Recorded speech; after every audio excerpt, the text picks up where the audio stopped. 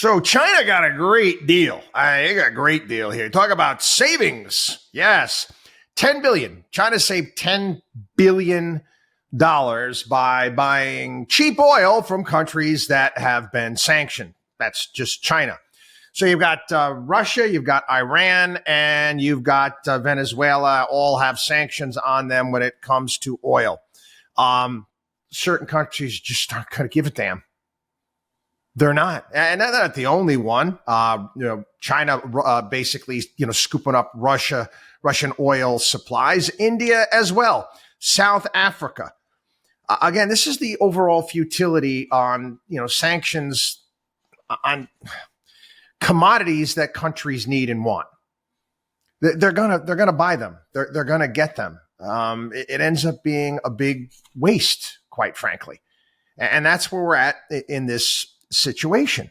25% of overall Chinese crude oil purchases first 9 months of 2023 were coming from Russia. Again, is anybody surprised by this at all? I mean, we talked about this from the get-go. Saying, okay, you're putting sanctions on this stuff. Somebody's going to buy it. Somebody's going to buy it, and they're going to buy it at a deep discount. Then this has always been the case.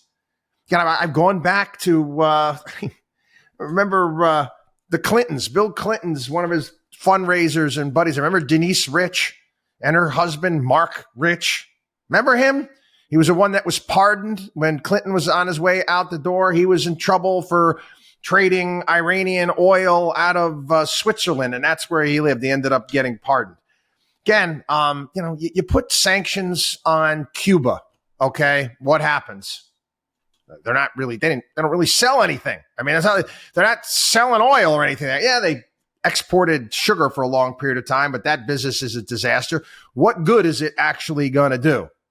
Cuba, yeah, it might work, but any of these countries that are, pushing out commodities, it doesn't.